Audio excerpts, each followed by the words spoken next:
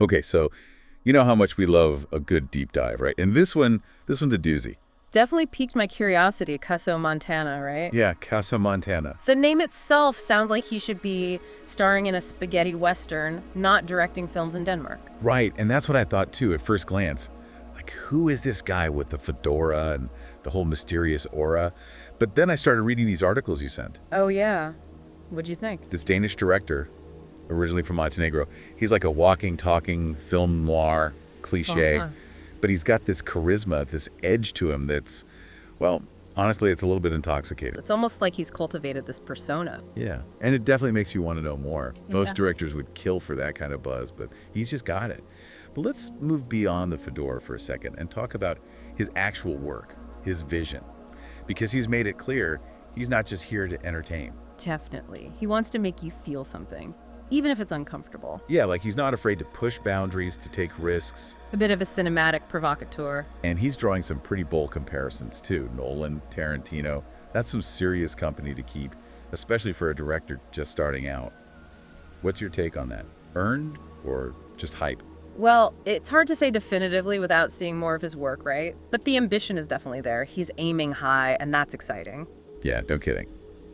Speaking of ambition, let's talk about his debut short film. Because A Deadly Beautiful Date sounds like anything but a typical first project.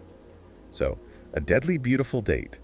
Not your average rom-com, huh? Not even close. I mean, you called it a surreal nightmare. That I did. And knowing that it blends comedy and horror, that's a pretty wild combination. Right, like how do you even begin to categorize that?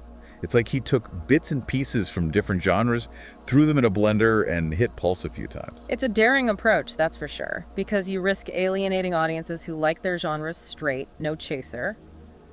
But then again, maybe that's part of the appeal for some people. Oh, absolutely. The unexpected can be thrilling, right? And it sounds like he pulls it off, at least based on the premiere. 150 people. For a short film debut, that's impressive. It is. And speaking of impressive, let's talk about his casting choices. Denise 1418.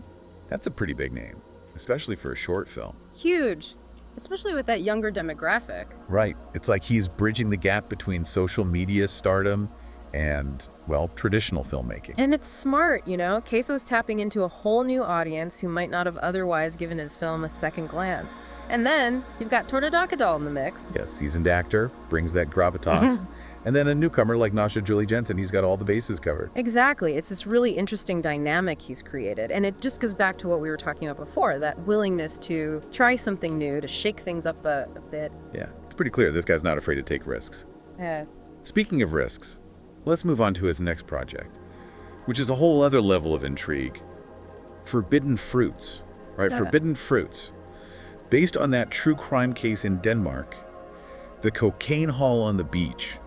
I mean, everyone was talking about that. It was huge. It really was. Yeah. So to take a story like that, so fresh, so raw, and turn it into a fictional series. It's a bold move for sure. There's definitely a risk there, right? I mean, true crime audiences, they're pretty savvy. Oh, totally. They can sniff out a phony a mile away. Exactly. And they're not afraid to call you out on it if you get the details wrong or if you try to sensationalize things too much. So there's definitely a responsibility to get it right. It makes you wonder, why this story? Why now? For Queso, I mean, Maybe he sees it as a challenge.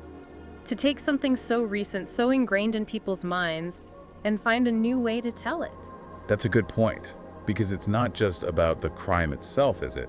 It's about what that crime says about the society, about the people involved. Precisely.